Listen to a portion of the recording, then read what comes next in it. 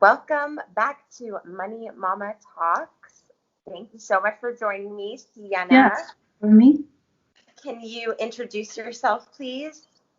Yes, my name is Sienna Sinclaire, and I'm the naughty girl of Los Angeles, but I'm also just the naughty expert in all things, from travel to books to feeling confident and to having a clothing line. So if you want to look sexy and feel confident, I'm the girl for you. And come to naughty parties. I also host naughty parties. You are the Jill of all trades. Yeah. So I would love for you to just walk through your adventure into naughtiness. Where did it start, and what are all of the pillars of the naughty empire now? Okay. So I think my naughtiness has always been around as a little girl, but I didn't really tap into it, I'd say, until I was living in London after college in my young 20s. And it was when I was living in London, I worked for a magazine, and I would travel every weekend all over Europe. And I just started to, I would go on tours, and I'm a big history buff. So I would go on these tours, and every time you go on a tour, they would cover naughty things that happened in that city. Excuse me. No problem. I've got mine as well. We'll take sip breaks at the same time. Like it's vodka that I'm drinking. It's vodka.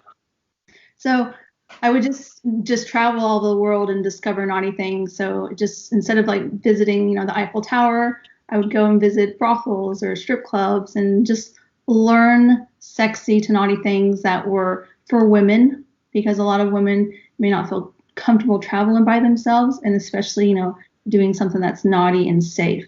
So when I came back to the United States, I decided to take my love of travel, history, and sexuality and combine it into first a book, but then just the lifestyle brand that I have now.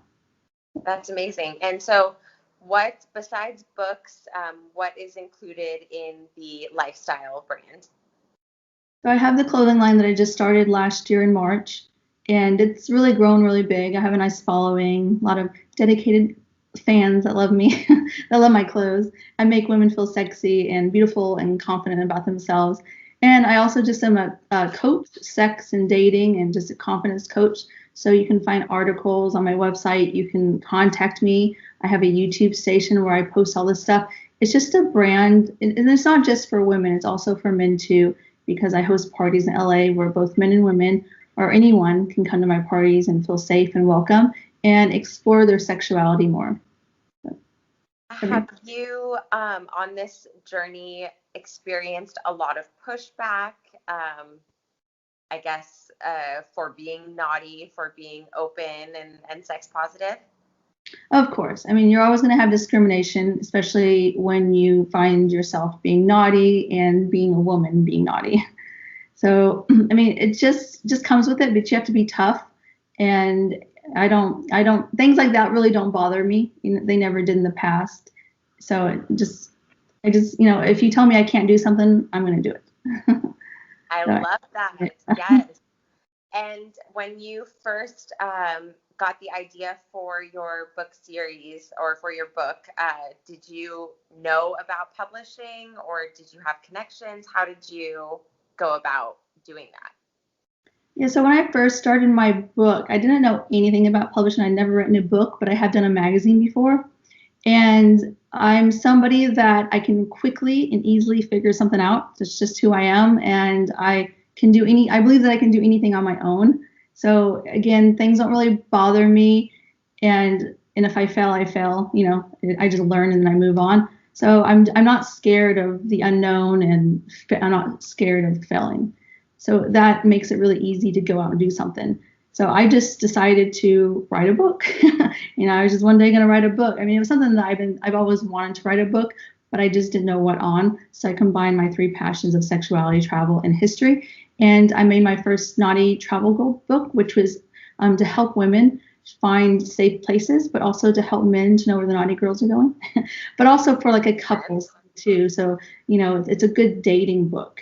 And I just started writing the book. I mean, I had a plan, but you never know. I always say when you have a plan, if something's going to take a year, expect it to take 2 years, or just double it. That's just the way things are going to go, and you have to just go with the flow and not worry about it, because there was a lot of bumps on my way to writing a book. But it took me a year of researching, visiting all the strip clubs, all the brothels, sex clubs, taking a few for the team, and it was hard work, literally, and I was busting my ass off, actually. And then it was, finding a ghostwriter to help me write the book. So I researched it all, but I also do other things in my life, like traveling. So I had a ghostwriter who wrote everything for me in the book, and I wrote the history section. But again, he just kind of, helped make it sound better. He's actually a police officer, my ghostwriter. Oh, really? I found him at this comic book. It's not a comic book thing, but I was doing a trade show for this Playboy thing, and he likes to do comic books of the girls, so that's how I discovered him. And he's a really good writer. And then it was editing, and you have to not just have him edit it, but I edited it, and then he sent things in for me to correct, and then I sent it to another editor, and they sent things in, and then I sent it to another editor. Because as I learned in the magazine business when I worked for them in London, everything gets edited at least 3 to 5 times whenever a magazine goes out. And I promise you, even after that, there's still going to be one thing that a reader will send in and say, you got this wrong. It's like, please, seriously, we all make mistakes. But there's always that person that loves to remind you of your mistakes. Yes. So good for them. They help. So, and then it was sending it to a book designer. I mean, it's a lot of work and getting photos. I mean, it was a 2-year process. Just a lot of things happened, and then it finally came out. And then once it came out, it was just literally promote. So I just made a list of like 100 things that I just whatever they were, even if they sounded silly or it didn't work out, I just wrote it down of things that I could do to promote myself, my book. And one of them was get a PR girl, and they helped me get on some radio shows to sell out my book. And I did Meetup. It was another thing I just found randomly. And I started my Meetup group, which is now, over 10,000 naughty followers on there. And so my idea was to make my book interactive. And now we host parties and we do things that it's not really about the book anymore because the book's old. But it's about, just getting out and helping people to feel more confident and explore their sexuality, whether by themselves, with other people, or their spouses. So it's a long process to write a book. And then I also sent my books off to some book awards that I found. And the 2 that I applied for, I won #1 for Travel Book of the Year. And the second one, I won 2nd place, but the New York Museum beat me out for travel, which I think that was fair enough. Sure. They're going to have beautiful photos. Hefty competition. Exactly. So I was #2. I flew out to New York for that and got my awards and my medals and stuff. So it was fun. It was fun. It was a lot of work. Yeah, but that's also so not vindicating. I want to use the word vindicating, but I guess that is kind of the word, that you're just like, okay, a little stamp of approval. Like all of this work has paid off, and people are recognizing it. I think that, especially during right now, the pandemic, where some people are losing their jobs, everybody is kind of shifting their focus to multiple streams of income and making money online and monetizing themselves. So how did you have a full-time job on the side of this as you were building this? And now do you live completely off of your Naughty brand? Yeah, so my full-time job has always been me. I've always worked for myself. I've been working for myself forever. Since I was a little kid, I've just always found ways. I would definitely call myself a hustler. And I love working for myself. I wouldn't have it any other way. But sorry, can you just repeat the question? I lost my train of thought. No worries. It was did you ever have a full-time job on the side of all these ideas? Yeah. And then how do the streams of income sort of work for you? How do you put it together to a full income? I got it this time. So I always tell people, I read a book when I was younger in my 20s when I was trying to figure out what I do. And it told you, and I use this as an example all the time. I just taught it in one of my business classes, but you always need multiple streams of income, just because one business could really work out and And you never know, like if you do 5 businesses, one really works out and the other ones you make a little bit of income from. So I've always kind of lived that way and done many things. I have Sienna Sinclaire, my naughty girl website, for my naughty photos. That was my first business. And then I have my clothing store. I sell my travel books. I sell tours. With my naughty girl store, you can rent out, do parties. You can do bus tours. You can come over for fittings. You can rent out my house for parties with my naughty girl clothing line. I mean, there's so many ways. And I taught a business class, I think yesterday live on Instagram, that I was trying to help people during the pandemic with just finding ways. People don't think that you can make money, but I'm someone that if I had to, I would work 5 jobs if I had to, because I've never been broke. I just always work. And I mean, I've lived through all the, troubles with the economy, and I've always been above, and you just got to get out there and work. And I see people saying, oh, I can't find work. Well, sometimes you have to do jobs during this time that maybe are beneath you, but you still got to do them, just to make money. I'll make money anyway I have to. Absolutely. And I made money in ways that people would say, oh, that's not correct. But yes, I've been a sex worker. I still consider myself a sex worker. So. Yeah, once and for all, myself as well. I strip, or well, not since the pandemic, but I used to strip, and I currently do live webcamming and OnlyFans. So okay. OnlyFans live webcams have like gone up. Absolutely. Everybody's on lockdown, and now celebrities and mainstream influencers are breaking into the market. So so Instagram girls, don't be judging people like us, exactly. Because trust me, during a pandemic, you end up turning to it. Exactly. I mean, I love it. I'm not mad about it at all. I want, the more the merrier. I'm like, if everybody's, here showing their tatas and hoo-has, like. Well, there's something for everybody, so it doesn't matter if there's a million girls online, there's millions of girls already online and people have tons of followers, so. Absolutely.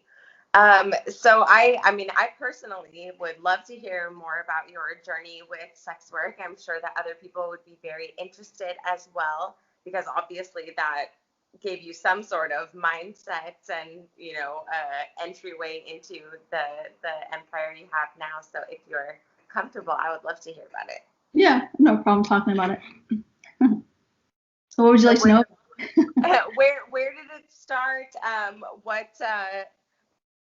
What was your first entryway into sex work, and how has that influenced your business now?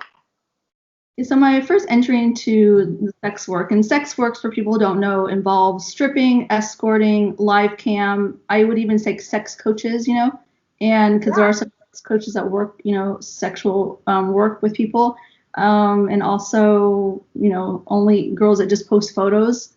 Just because you're not having sex with someone, you're still considered a sex worker, fetish people, because it's just sexuality. So I got into it just so people can understand. It's not people, you don't have to be having sex. You can be a stripper and not have sex, but you're still a sex worker.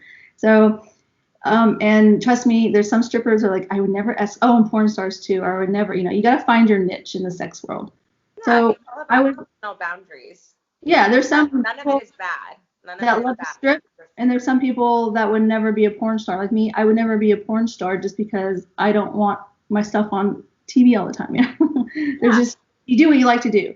So for me, I was living in DC after I came back from London, and it was just a lot more expensive, not DC over London, DC over Charleston where I was living. And working as a bartender wasn't working, and this girl suggested that I should go work at a strip club as a cocktail waitress. I was like, okay, there's no harm in that. I'll go, work at a strip club. And I started working at a strip club in DC. And I noticed that I was doing all the work, giving people drinks, picking up stuff, doing more. And the other girls were just sitting there and getting paid to sit there. I would go over to someone's table to give them their drinks. And the stripper would just be sitting there, having a cocktail, laughing. Yeah. And then the guy would give her $100 and he'd give me 20. And I'm like, what the fuck? Are you kidding me? Yes. It didn't take long. I literally was a cocktail waitress for a month before I started stripping. And the first month, I was making $10,000, and I was able to afford to live in DC. And then people were telling me in DC that I should go to New York City. I would make a lot more money. And I went and worked at Scores back when it was famous, and the whole Howard Stern and everything. And I was making $30,000 a month, and I started going back and forth between. I was no longer working in DC, even though I lived in DC, and I was going back between New York City and Vegas just to see if they were more money, but they were literally the same amount of money, but different markets. Yeah. And I liked them both a lot. And it just kind of took off from there. A lot of people come into the strip clubs and they try to recruit you for porn stars. It just was never my thing, but I did open up a website where you can find me masturbating by myself, or I do post other girls. I've directed films with other girls, not me having sex. And I mean, I don't have anything wrong with it. I just think it takes a very special girl to be a porn star, and that's not me. But I have a lot of porn star friends. You will say, I mean, when you enter this world, it's kind of like breaking the seal, right? Then you're like, I'm okay with transaction for some kind of sensuality or sexuality. And then you're like, okay, I have to go through the list and ask myself, am I okay with this, that, the next thing? And I definitely did that myself. And yeah, I just had a, whatever it is, a boundary, a personal boundary, where I thought about it, really considered it, decided no, and that was good enough for me. Yeah. And I think if more people would just look at it as just like that, just what are my boundaries, what am I okay with, instead of, right now I think that the feeling is like you are giving up something. You're totally switching to a different kind of person once you cross the line, once you dip your toe into any kind of sex work at all. Well, for me, and there, it's, what they say about strippers and sex workers, a lot of it is true, but there are girls who get into the business like me, and they don't have a boyfriend on the couch they're supporting. They don't have kids. They're not going to college. Everyone says, I'm going to college when I'm going to, because men want to feel like you're doing something else than just being a stripper. But why can't you just say, no, my job is being a stripper and I'm happy with that? And there's a lot of women who turn it into a real job and make a shitload of money. I mean, I was making $500,000 a year, and it was all cash. And I was working hard, but you're not working that hard. Oh my God. I mean, I was on a date the other day, and he asked, like, when do you have a timeline in your mind when you're gonna stop doing X, Y, and Z? And I was like, no, because that makes it sound like it's wrong. bad for me to be doing it now. I'm like, I'm happy. I'm living my dream life. I think what I do is fun. I have free time to do, my hobbies, and I have extra money to, pay for classes to learn to do something else. And and we discussed that whole I'm in college thing, because it's so funny. Like, and this was my experience too. I went to college and I worked in advertising for years before I decided to quit and found online cam work and stripping. And I'm like, now thinking about the whole college trope. It's like, well, I was not really making that much at my job that required, this college degree and this many years of experience. In fact, I was doing unpaid internships and then starting at like a super low salary that seemed good to my, unknowing college graduate mind. And sitting in the position now at 30 and doing online sex work and having this freedom, I'm like, the whole college thing, if I was stripping and making $500,000 a year and then got my college degree and started out at 40,000, I mean, that would be pretty disappointing just for Yeah. society to tell me I'm a good girl. Well, yeah, I got my college degree first, and then I went into it later. But I mean, I don't in the sex working world. There's no glass ceiling for women.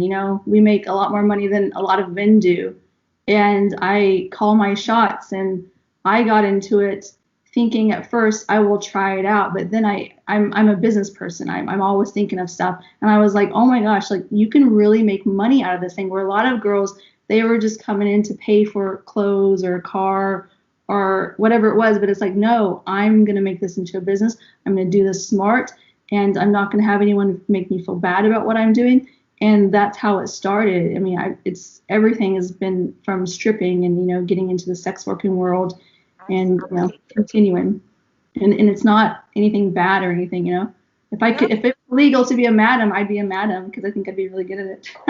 I mean, and the beauty of it is you're investing back into yourself, and I think that at the bottom line is really the problem that most people have with sex workers, or women even marrying for money or whatever it is that they're just taking the money and, like you said, like buying clothes, buying cars, buying flashy things, and not thinking how to make that money work for them.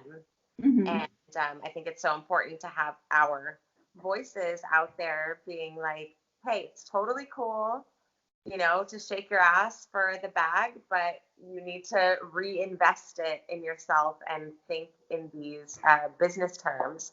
So I'm Yeah, you gotta be so smart about it. excited. Yeah. Exactly. And people are like, wow, you have all this stuff. It's like, yeah, I've had all this stuff because I like literally worked my ass off for it. I'm 42, so I've been working for almost 20 years, and I've turned this into a business, and it's something that's legit for me. It's not something that I'm gonna stop and go do something else. I don't know what the future holds for me, but I'm still gonna do it. I'm still gonna be naughty because that's who I am. And my brand, my brand. And if you don't love my brand, then guess what? It's not for you, and that's okay. Oh my God. Well, I just have to end it there because that's the perfect line. Exactly. If you don't like it, it's not for you, but for the people who are listening and want to, follow in the steps, it's for them and they can totally jump on. And I love that way of thinking. It's just that. If you don't like it, then it's not for you and goodbye. I have a lot of friends in the sex working world, from burlesque performers, and we know that a lot of burlesque performers have been sex workers, from strippers to escorts or porn stars. So pretty much everyone I work with works in the sex business, and I support it. Absolutely. I go to strip clubs. I I pay for it. I mean, we have it's so easy for society to accept that there is a market for sex work and porn and everything, all of the above, but so completely hard for society to accept the people that do the job. It's just but sex working has been around forever. Forever. It'll always be around. And it'll always be around. I don't see how it's hard to accept it when it's just always been a part of our society. No, exactly. And a lot of these girls are extremely intelligent. Some of the girls that I know very well in the business that have made it, whether it's porn stars or sex coaches or strippers that have made it their life. I mean, escorts. I know some girls that, are living large, Exactly. People are, they've turned it into a legit business. I pay my taxes, I have a business. Right. And yeah, it's nothing to be ashamed of. I just want it to be, normalized amongst all other jobs and businesses and ways of monetizing. And before I let you go, would you like to tell us about any projects you have coming up, any books coming out? What are you working on that we can be excited about? Well, I had a lot of stuff in the works before COVID hit, but kind of put some things on hold because, I've not been traveling like I normally do. I usually travel like every week, but that's been on hold. Right now, there's really nothing coming. I mean, I'm always doing something with my Naughty Girl clothing. I have this new little cute little venture that I'm starting. It's kind of like it's like almost like a comic book, but it's not. It's this girl who did these naughty drawings of me and my clothes. And it's a little, I got this idea from a long time ago from this company way back in the day from Agent Provocateur, like 15 years ago. I get inspiration from people all the time and just things that I do, but it's an ongoing series of drawings, and some are naughty. So it's easier to make drawings naughty because it's acceptable than having an actual photo. So that's why I'm doing drawings of me wearing my clothes or maybe my boobies out. But it's about my adventures of who I am for the first issue. And then after that, you get to travel around the world with me in my travels. And I offer naughty advice while wearing naughty girl clothes. And it's kind of like a catalog. Fine. So that, but there's the thing about me is I always have something up my skirt. I'm so excited to get to know you now. This is only the beginning. I'm definitely going to be following along on the naughty adventures. And thank you so much for taking the time to talk to me today. I am going to, now we can relax a bit. I'm going to edit out this, like no this smile. last part. Yeah.